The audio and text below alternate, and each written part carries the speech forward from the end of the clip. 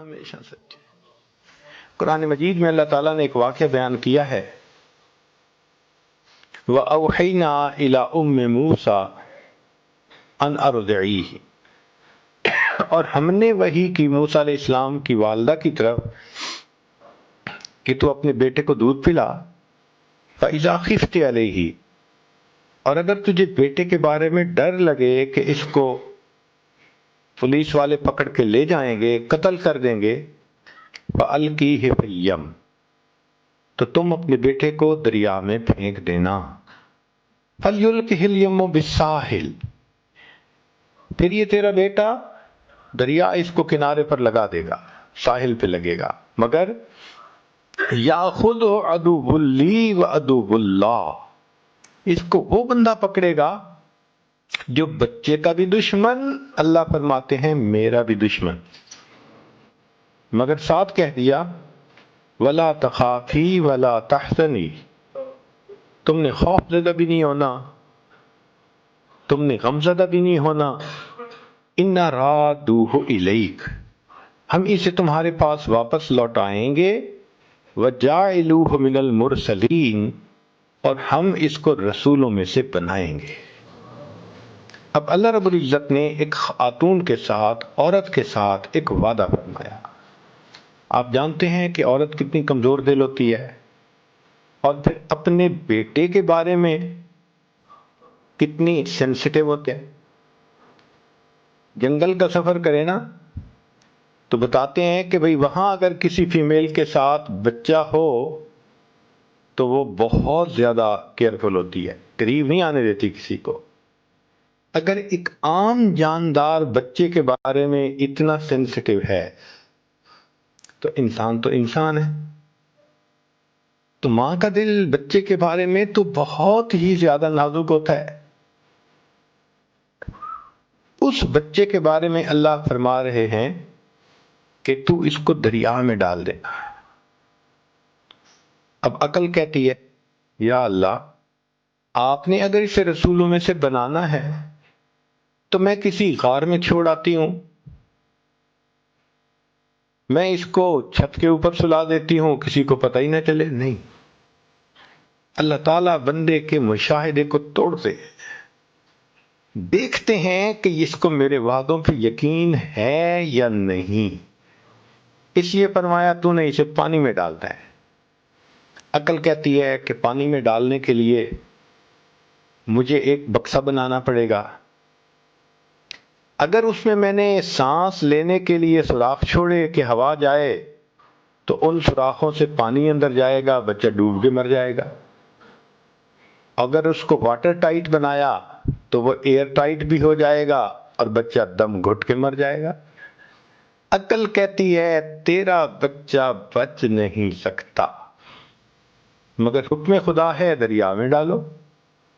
یہ ایک ٹیسٹ ہے، یہ ایک امتحان ہے، اور امتحان بھی ماں کا بچے کے بارے میں۔ کتنا کمزور دل ہوتا ہے، مگر وہ خاتون اللہ کے وعدے پر یقین رکھتی تھی، بھروسہ رکھتی تھی۔ چنانچہ جب ایسا ماحول ہوا کہ خطرہ ہوا، اس نے بچے کو ایک بکسے میں ڈالا اور بکسے کو دریا میں ڈال دیا۔ ذرا غور کیجئے، جب اس نے بکسے کو دریا میں ڈال دیا ہوگا دل کا کیا حال ہو رہا ہوگا۔ واپس گھر آ گئی، دل اداس ہے، غمزدہ ہے، کہہ بھی نہیں سکتی، رو بھی نہیں سکتی، مگر چپ ہے، پتہ نہیں میرے بچے کے ساتھ کیا بنا ہوگا۔ اب ادھر اللہ تعالیٰ نے اس بچے کو کنارے تک پہنچا دیا۔ فرعون اپنی بیوی کے ساتھ وہاں پر چہل قدمی کر رہا تھا، تو اس کے ساتھ اس کے غلام تھے، انہوں نے بکسا دیکھا، پکڑا، لا کے پیش کر دیا۔ اس نے کہا کھولیں۔ جب انہوں نے بکسے کو کھولا، اللہ تعالیٰ فرماتے ہیں وَأَلْقَيْتُ عَلَيْكَ مَحَبَّةً مِّنِّي، اے میرے پیارے موسیٰ علیہ السلام، ہم نے آپ کے چہرے پر محبت کی تجلی ڈال دی تھی۔ ایک تو بچہ ویسے ہی خوبصورت ہوتا ہے بچپن میں، تو اللہ فرماتے ہیں کہ ہم نے محبت کی تجلی، تو مفسرین نے لکھا اتنا خوبصورت چہرہ تھا، چمکتا چہرہ تھا کہ بچہ تو ڈائمنڈ کی طرح، ایک معصومیت، اوپر سے خوبصورتی. تو اس کو دیکھتے ہی فرعون کی بیوی اپنا دل دے بیٹھی، کہنے لگی لا تقتلوہ، یہ قتل نہیں کرنا، عسیٰ ان ینفعنا او نتخذہ ولدا، ہم اس کو اپنا بیٹا بنائیں گے، ہم اس سے نفع پائیں گے. اب جب بیوی نے کہہ دیا تو فرعون جو ہزاروں بچوں کو قتل کروا چکا تھا کہنے لگا ٹھیک ہے، اگر تم کہتی ہو تو میں ایسا نہیں کرتا. اب یہ آیت پڑھ کے ہم عورتوں کو کہتے ہیں کہ تم کہتی ہو خاوند نہیں سنتا، وہ تو بڑے بڑے فرعون سنا کرتے تھے، بیوی کی کون نہیں سنتا ہے؟ تو وہاں پر بیوی نے کہہ دیا لا تقتلو، اس کو قتل نہیں کرنا، ہم بیٹا بنائیں گے. تو فرعون نے دین اینڈ دیئر ڈیسیژن لے لیا، ہم نے اسے قتل نہیں کرنا، ہزاروں کو قتل کروا چکا ہے. دیکھو اللہ نے کیسے بچے کو بچایا. اب جب بیٹا بنا لیا،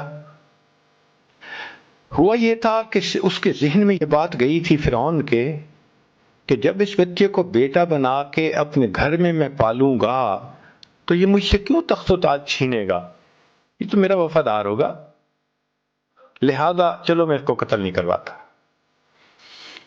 اب اس نے کہا کہ بچے کو لے کے چلو. اس زمانے میں یہ فیڈر کی مائیں نہیں ہوتی تھیں، عورتیں ہی بچے کو دودھ پلا سکتی تھیں. تو بچے کو دودھ پلانے کا وقت آ گیا.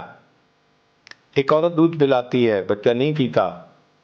اللہ تعالیٰ فرماتے ہیں وَحَرَّمْنَا عَلَيْهِ الْمَرَاضِعَ مِنْ قَبْلِ، ہے میرے پیارے موسیٰ علیہ السلام، ہم نے ان کے اوپر عورتوں کے دودھ کو پہلے ہی حرام کر دیا تھا،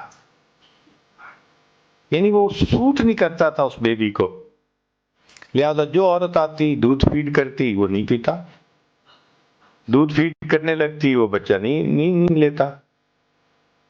تو فرعون نے کہا کہ بھائی ذرا اعلان کرو کہ جتنی بھی عورتیں دودھ پلانے والی ہیں وہ آئیں اور ذرا آ کے دیکھیں. رات گزر گئی، بچے نے کسی کا دودھ ایکسپٹ نہیں کیا. فرعون کو نیند بھی آ رہی ہے، تھکا ہوا بھی ہے. اب وہ وش کرتا ہے کہ کسی عورت کا دودھ یہ ایکسپٹ کرے تو ہمارا مسئلہ حل ہو، مگر بچہ رو رہا ہے، بیوی سے رونا نہیں دیکھا جاتا اور اس سے بیوی کی پریشانی نہیں دیکھی جاتی، اور عورتیں آ رہی ہیں مگر ان کا دودھ بچہ قبول نہیں کرتا. ساری رات گزر گئی. اللہ تعالیٰ فرماتے ہیں وَأَصْبَحَ فُؤَادُ أُمِّ مُوسَىٰ فَارِغًا، اور موسیٰ علیہ السلام کی والدہ نے جو وہ رات گزاری بڑے بے تابی میں، اور اس نے غم زدہ دل کے ساتھ صبح کی.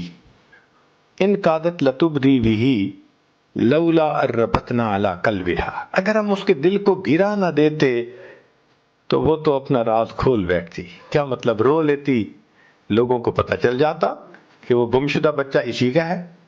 اللہ فرماتے ہیں ہم نے دل کو گرا دے دی، تسلی دے دی، وہ روئی نہیں مگر غمزدہ تو تھی. صبح اٹھ کے بیٹی سے کہنے لگی، موسیٰ علیہ السلام کی جو بہن تھی، لڑکپن میں تھی وہ بھی، بیٹی جاؤ ذرا دیکھو بھائی کس حال میں ہے. وہ بچی دوڑی ہوئی گئی اور اس نے جا کے وہاں جو حالات دیکھے کہ ایک عورت دودھ پلانے لگتی ہے، بچہ نہیں قبول کرتا، پھر دوسری دودھ پلاتی ہے، پھر تیسری، ایک لائن لگی ہوئی ہے. تو جب اس نے یہ دیکھا تو اس نے فرعون کو کہا هل ادلکم علی اہل بیت یکفلونہ لکم وہم لہ ناصحون، کیا میں تمہیں ایسے گھر والوں کے بارے میں نہ بتاؤں کہ جو اس کی کفالت بھی کریں گے، دودھ بھی پلائیں گے اور بڑے ہمدرد بھی ہوں گے. تو فرعون کے دل میں کھٹکا تو ہوا، کیوں یہ کہہ رہی ہے؟ تو اس نے سر کے بالوں سے پکڑا، اے لڑکی تو کیوں کہہ رہی ہے ایسے؟